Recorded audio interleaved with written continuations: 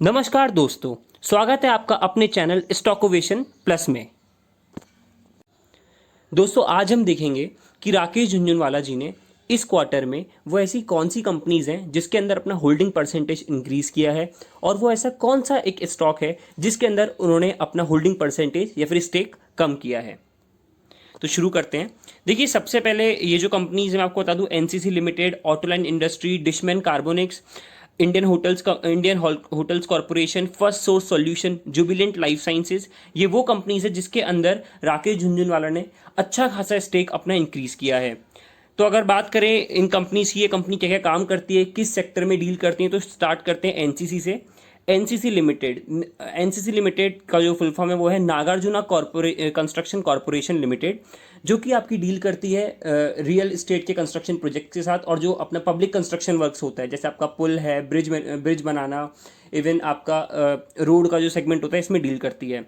मैं आपको ये एक चीज़ और बताऊंगा, ये जो स्टॉक्स हम देख रहे हैं इसमें से हमारी टीम ने आपके लिए एक ऐसा स्टॉक पिक किया है जो कि हमें लगता है शॉर्ट टर्म या फिर लॉन्ग टर्म के अंदर बहुत अच्छे रिटर्न्स दे सकता है। उसकी पूरी केस स्टडी हमने इस वीडियो में करी है, तो प्लीज़ एंड तक देखिए इस वीडियो को। इसके बाद बारी आती है ऑटोलाइन इंडस्ट्रीज लिमिटेड। तो ऑटोलाइन इंडस्ट्री लिमिटेड है, वो डील करती है आपका ऑटो पार्ट मैन्युफैक्चरिंग के साथ। जब मैंने ये कहा ऑटो पार्ट मैन्युफैक्चरिंग, तो देखिए अब आप देख सकते हैं ये सेक्टर बहुत जल्दी, इस सेक्टर ने जिसे अपन कहते हैं बाउंस बैक किया है, क्योंकि आप जानते हैं जैसे आप कोई भी देख लीजिए ऑटोलाइन सेक्टर को, मदरसन सुमी है, बहुत अच्छा बाउंस बैक देखने को मिल रहा है। इवन आपका जैसे जो ऑटो पार्ट मैन्युफैक्चरर्स हैं और जो ऑटोमोबाइल कंपनीज है, जैसे मारुति सुजुकी, आपका टीवीएस मोटर्स है, उनका भी ज़बरदस्त बाउंस बैक आपको इस वीक में देखने को मिला है। तो हमें उम्मीद है कि ऑटोलाइन इंडस्ट्रीज भी कुछ ऐसा ही बाउंस बैक करके दिखाएगी। इसके बाद बारी आती है डिशमैन कार्बोजन अमिक्स लिमिटेड की। ये एक फार्मास्यूटिकल कंपनी है जो कि आपका ड्रग्स हो गए, फार्मा प्रोडक्ट्स हो गए, और जो जिनका क्लिनिकल ट्रायल्स होते हैं वो ये कंपनी कंडक्ट करवाती है। मोस्ट इंपॉर्टेंट पार्ट देखिए, आपको ये चीज़ ध्यान में रखनी पड़ेगी कि ये स्टॉक अभी अगर आप देखेंगे तो ये अंडर वैल्यूड जोन में है, तो इस स्टॉक के अंदर भी काफ़ी पोटेंशियल है आगे ग्रो करने का। इसके बाद बारी आती है इंडियन होटल्स कंपनी लिमिटेड, जो कि आप जानते हैं सब IHCL को, कि काफ़ी बड़ा ग्रुप है एंड अभी होटल बिजनेस थोड़ा कम है, तो ये हो सकता है कि अभी आपको बहुत लो रेट पे स्टॉक मिल रहा है। क्योंकि देखिए मैं तभी कहता हूँ, जब ये कोई बड़ा इन्वेस्टर होता है वो इन्वेस्ट यही सोच के करता है, वो ये देखिए अच्छे इन्वेस्टर की खासियत ही ये होती है कि वो तब इन्वेस्ट करे जब कोई इन्वेस्ट नहीं कर रहा। क्यों? क्योंकि तब उसको वो अंडर वैल्यूड जोन में वो स्टॉक मिल जाता है। एक बार इंक्रीज होगी वैल्यू स्टॉक की, तो देखिए सब उसके पीछे लग जाएंगे। वो क्या होता है, वो रैली बिल्डअप हो जाती है, तब आपको इतने अच्छे गेंस मिल ही नहीं सकते। क्योंकि अब क्या होगा भाई, सब आ गए हैं मार्केट के अंदर, तो उसकी प्राइस वैल्यू जब आप खरीदने जाएंगे तो पहले से ही काफ़ी ज़्यादा होगी। इसके बाद अगर बात करें तो वो है फर्स्ट सोर्स सॉल्यूशन लिमिटेड, जो कि एक बिजनेस मैनेजमेंट प्रोसेस कंपनी है एंड ये डिफरेंट सेक्टर्स में डील करती है, जैसे आपका हेल्थ केयर हो गया, इंश्योरेंस हो गया, इंश्योरेंस है, जो आप जिसे हम कहते हैं स्कूल एजुकेशन, जिसके अंदर ये बिजनेस प्रोसेस मैनेजमेंट में डील करते हैं। इसके बाद बारी आती है जुबिलेंट लाइफ साइंसेज लिमिटेड की। अगेन फार्मास्यूटिकल कंपनी है, काफ़ी अच्छी ग्रोथ देखने को मिलती है एंड रिसर्च एंड डेवलपमेंट के अंदर भी जो आपका फार्मा रिसर्च एंड डेवलपमेंट होता है उसमें काफ़ी लीडिंग नेम है जुबिलेंट लाइफ साइंसेज लिमिटेड का। तो देखिए अगर अब बारी आती है वो कौन सा स्टॉक है जिसके अंदर राकेश झुनझुनवाला जी ने अपना स्टेक कम किया है, तो वो उस स्टॉक का नाम है ल्यूपिन लिमिटेड। आप सब जानते हैं बहुत बड़ी फार्मास्यूटिकल कंपनी है। जब मैंने कहा डिक्रीज किया, इसका मतलब ये नहीं कि बहुत ज़्यादा परसेंटेज डिक्रीज किया है। 0.04% ल्यूपिन लिमिटेड कंपनी में राकेश झुनझुनवाला जी ने डिक्रीज किया है। इसके बाद जैसा मैंने आपसे कहा था कि हमने आपके लिए एक स्टॉक पिक किया है, उसकी पूरी केस स्टडी इस स्टॉक के अंदर है, उसके क्या आगे के लेवल्स होंगे, क्या टारगेट आपको देखने को मिल सकते हैं दोनों के लिए, चाहे वो शॉर्ट टर्म हो चाहे लॉन्ग टर्म हो, किस प्राइस रेंज पे आपको खरीदना चाहिए, किस प्राइस रेंज पे आपको शॉर्ट टर्म के लिए बेचना चाहिए, या फिर लॉन्ग टर्म आप टारगेट कितना देख सकते हैं, वो सब कुछ इस वीडियो में है। तो शुरू करते हैं एनसीसी लिमिटेड से, नागार्जुना कंस्ट्रक्शन कॉरपोरेशन लिमिटेड से। स्मॉल कैप कंपनी है, मॉडरेट रिस्क है। अभी प्रेजेंट जो वैल्यू है वो 30.80 रुपीज़ की अभी इसकी वैल्यू चल रही है। देखिए मोस्ट इंपॉर्टेंट जो कंपनी की जो प्रोफाइल मैं आपको बता देता हूँ, एनसीसी लिमिटेड जो है वो कंस्ट्रक्शन इंफ्रास्ट्रक्चरल कंपनी है। तो ये डील करती है आपकी कमर्शियल बिल्डिंग्स में, roads, bridges, water supply, environment projects, housing, power transmission lines, और जो आपका हाइड्रोथर्मल पावर प्रोजेक्ट होता है, इस सब में डील करती है। तो आप खुद देख सकते हैं बहुत ही ज़्यादा डाइवर्स पोर्टफोलियो है इन इंफ्रास्ट्रक्चर के अंदर। तो काफ़ी प्रोमिसिंग लगता है इसका जो अपन कह सकते हैं domain.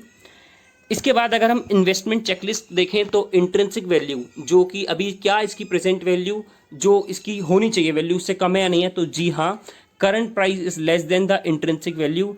Returns versus FD rates में देखिए मैंने अभी भी यही कहा कि इस स्टॉक को पिक ही इन्वेस्टर इसलिए कर रहा है क्योंकि अभी रिटर्न्स नहीं दे रहा अच्छे, लेकिन आगे के टर्म्स में अच्छे रिटर्न्स देखने को मिल सकते हैं। तो अगर आप कंपेयर करेंगे बैंक की एफडी रेट्स से तो हाँ, जो ये स्टॉक है उसकी एफडी रेट जो उसका इंटरेस्ट रेट है या फिर जो हम कह सकते हैं जो स्टॉक का जो स्टॉक के रिटर्न्स हैं वो कम है। डिविडेंड में कंपनियां ज़्यादा अच्छी नहीं है। एंट्री पॉइंट बेस्ट है, क्यों? क्योंकि अभी ये जो स्टॉक है वो ओवरबॉट जोन में नहीं है, अभी ये अंडरबॉट जोन में है। रेड फ्लैग्स देखिए, हाँ ये एक फैक्टर है जो कि आपको कंसिडर करना पड़ेगा अगर आप ज़्यादा बड़ा इन्वेस्टमेंट करते हैं इसके अंदर, कि अभी भी इसमें डिफॉल्ट की प्रोबेबिलिटी है। इसके बाद अगर मैं बात करूं देखिए इसके की मैट्रिक्स की, तो सबसे जो अट्रैक्टिव पॉइंट है वो यही है इसका पी रेशो। सेक्टर पी 25.78 है और जो इसका पी रेशो है जो पी रेशो है वो काफ़ी कम है।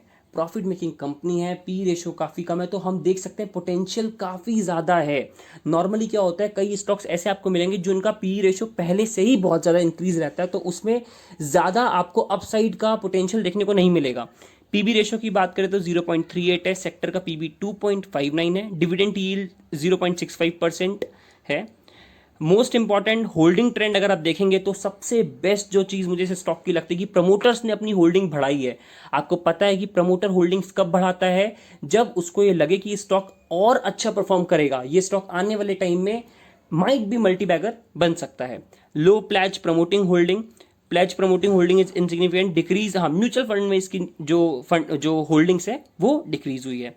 बात करें फिनेंशियल ट्रेंड की तो देखिए 2019 के कंपेयर में 2020 में जो प्रॉफिट 1000 करोड़ में है वो थोड़ा कम हुआ है, क्योंकि आप सब जानते हैं कोविड के कारण, कोरोना के कारण ये रीज़न है सबसे बड़ा। क्योंकि देखिए आपका 3 से 4 महीने रियल एस्टेट के अंदर कंस्ट्रक्शन वर्क सब रुका हुआ था इसलिए। लेकिन अगर आप मैं कंपेयर करूं, देखिए 2018-2016 में क्या ज़बरदस्त ग्रोथ बोथ इन रेवेन्यू और इन प्रॉफिट दिखाई है। क्योंकि 2020 में जब भी आप किसी भी स्टॉक को कंसिडर करेंगे तो आपको एक चीज़ दिमाग में रखनी पड़ेगी कि उस स्टॉक के अंदर आपको ये देखना पड़ेगा कि फाइनेंशियल ट्रेंड कम होने का पहला रीज़न क्या कोरोना तो नहीं है, क्या इसके बाद क्या पता है स्टॉक बहुत अच्छा पोटेंशियल दिखा सके। तो ये चीज़ आपको दिमाग में रखनी पड़ेगी किसी भी स्टॉक को बाय करने के लिए। इसके बाद देखिए अगर न्यूज़ की बात करूं तो न्यूज़ बहुत ही ज़्यादा पॉजिटिव है। NCC bags order worth 530 crore in January. साल की शुरुआत में ही इनको 530 करोड़ का एक प्रोजेक्ट मिला था, उस वक्त कंस्ट्रक्शन रुका हुआ था, लेकिन अब आप देख रहे हैं जो हालात हैं वो नॉर्मल होते जा रहे हैं, तो ये कंस्ट्रक्शन वर्क भी शुरू होने वाला है एनसीसी लिमिटेड का, जो कि इनको 530 करोड़ का central and state government agencies के थ्रू ये जो इनको प्रोजेक्ट मिला था।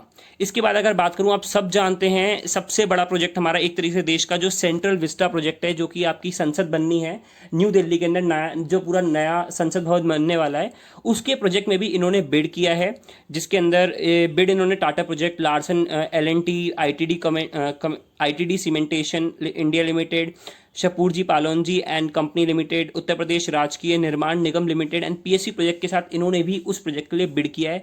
तो ये भी कंपनी के आगे के डिसीजंस को दिखाता है कि कंपनी हर अपॉर्चुनिटी को ग्रैब करना चाहती है जो भी इसे अपॉर्चुनिटी मिलती है। तो न्यूज़ बेसिस पे भी ये स्टॉक काफ़ी हद तक मुझे पॉजिटिव नज़र आ रहा है। मैं देखिए अब मैं आपसे एक चीज़ मोस्ट इंपॉर्टेंट ये कहना चाहूँगा, देखिए जब भी आप पैसा इन्वेस्ट करें तो कभी भी ऐसा ना देखिए कि राकेश झुनझुनवाला जी ने करा है या फिर दमानी जी ने किया तो चलो हम भी ले लें। सबसे पहले खुद की केस स्टडी कीजिए, खुद समझिए कि क्या स्टॉक के अंदर और पोटेंशियल है, खुद का होमवर्क करिए, देन स्टॉक को पिक करके उसमें इन्वेस्टमेंट कीजिए। एंड मैं अभी भी ये बोलूँगा कि इन्वेस्टमेंट करने का सबसे अच्छा तरीका ये होता है कि जो जैसे फॉर एग्जांपल आपको 1 लाख रुपए इन्वेस्ट करना है, तो ये तरीका बिल्कुल गलत है। आपने 1 लाख रुपए एक साथ इन्वेस्ट कर दिया, हो सकता है कभी कभी आपको ऐसा लगे कि यार मैं 1 लाख रुपए तब इन्वेस्ट कर देता तब मुझे इसका 20% रिटर्न मिल जाता, लेकिन again this goes with your risk also. अगर मान के चलिए नीचे गिरता तो वो पूरा 1 लाख रुपए ही नीचे गिरता। तो बेस्ट स्ट्रेटेजी क्या होती है, जिसको मैं हमेशा कहता हूँ, the best strategy is just that 30 40 and 30, ये सबसे बेस्ट स्ट्रेटेजी होती है। सबसे पहले अपने कैपिटल का 30% डालिए, ग्रोथ दिखा रहा है 40 to 50% डाल सकते हैं। इसके बाद भी अगर ग्रोथ मिल रही है तो 30% और आप डाल सकते हैं। वो सिग्निफिकेंट पॉइंट आपको खुद देखनी पड़ेगी कि स्टॉक किस हद तक कहाँ तक जा सकता है। अब हम देखते हैं इसके चार्ट्स को।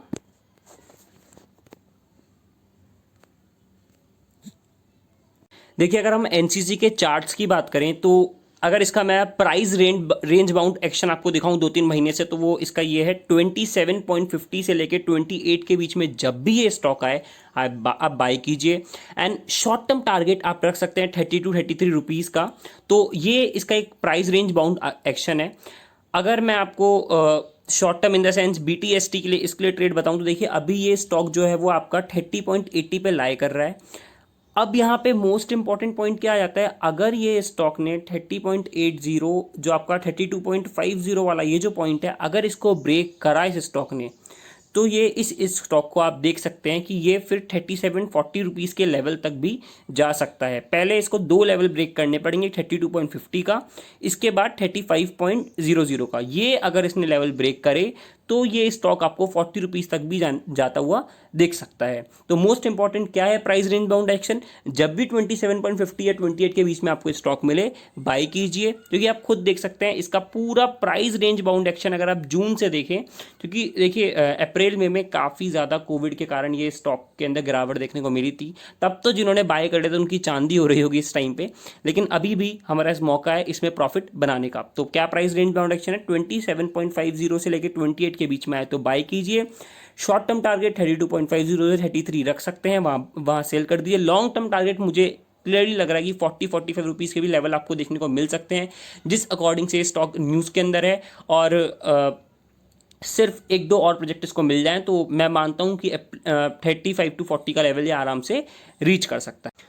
दोस्तों, अगर आपको ये वीडियो अच्छा लगे तो प्लीज़ इसको सब्सक्राइब कीजिए एंड लाइक कीजिए। दोस्तों, हम बहुत मेहनत करके आपके लिए ऐसा ही अच्छा कंटेंट लाते रहेंगे एंड हम होप करते हैं कि आपको ये कंटेंट पसंद